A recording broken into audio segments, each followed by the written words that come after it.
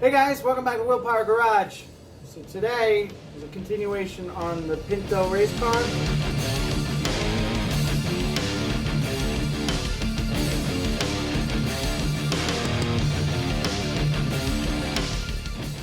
We're going to try to get the oil pan off.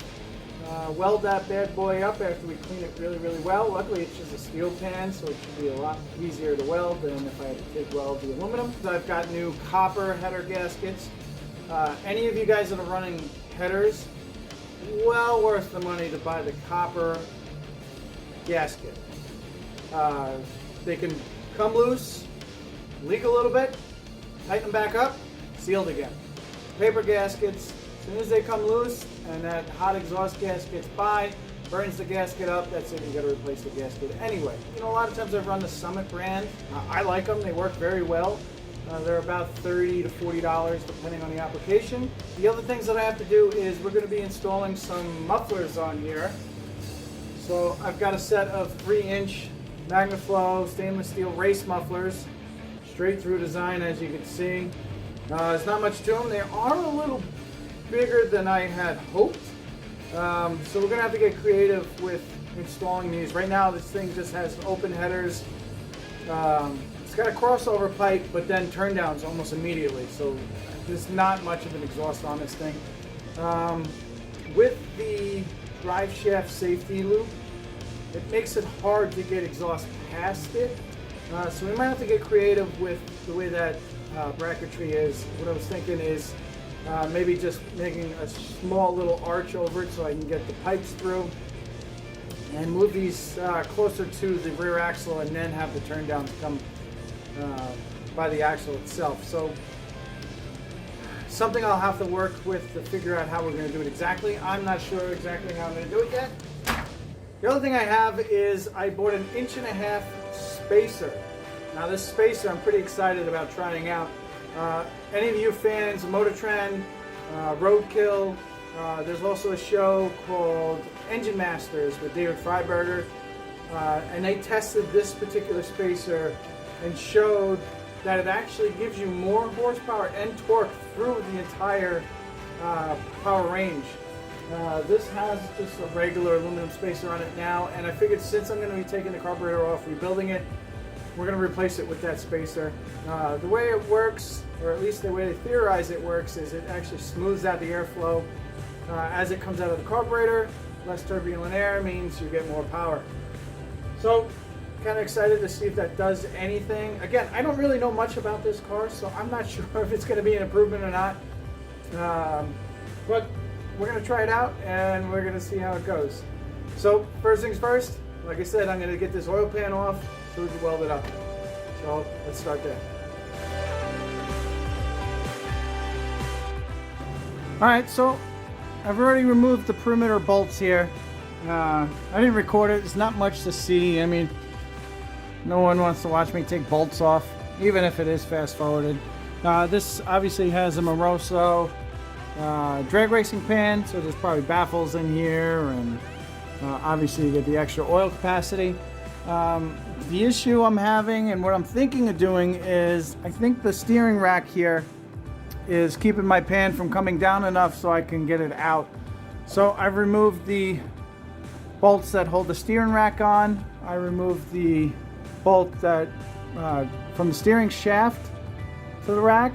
So I'm hoping I could just kind of pull the rack out of the way and down, and then we should be able to get the oil pan off. So let's try that out.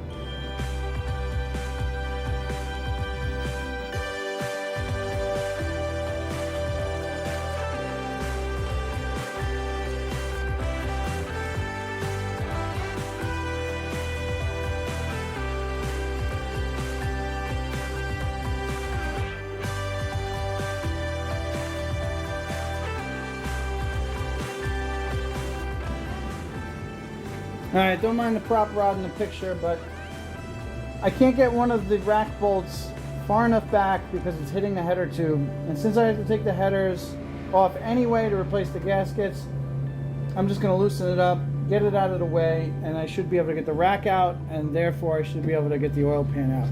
So I'm going to go ahead, I'm going to pull the plug wires off right now, and then I'm going to remove the header bolts. hopefully everything comes out nice and easy. Headers and bolts are usually a pain in the butt because some of them like this are usually right against the tube. So there goes nothing.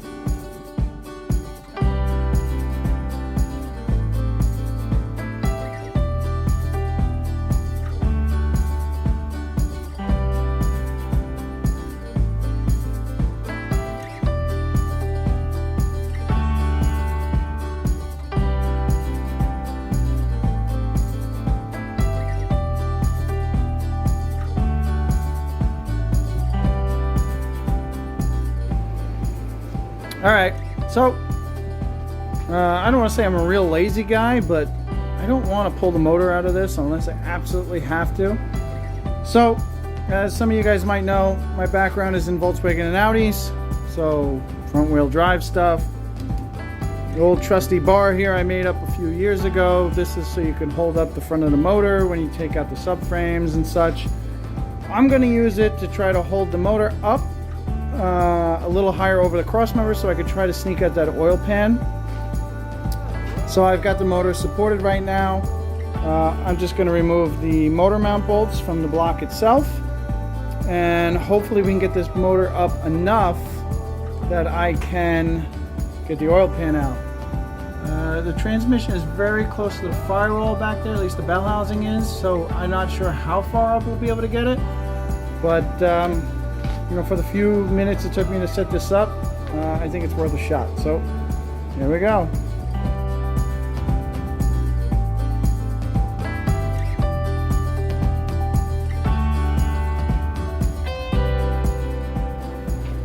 Alright, well, I got it out. It was a pain in the butt because of the windage here. I was really having trouble snaking it past that, but we got it out. So next thing we're going to do is I'm going to clean the oil pan really well to get all that oil out of there, and then we'll weld it up. Okay guys, we got the old carburetor here. Got it all apart in little pieces, all the other parts laid out. No one wants to see us take apart a carburetor. I mean, it's pretty straightforward. Just tried to keep track of where all the jets were, because even the air bleeds in the top, as I saw, were different sizes, inside to out, as well as the squirting jets there. Yeah, we got that going on there, and then I'm working on the oil pan because somebody tried to fix it with JB Weld and that did not weld it right. So I'm going to try to grind this all off, and we're going to see where it's leaking from, and then I'll probably just go over it with the TIG welder just to try to reflow some of that weld and seal this thing up.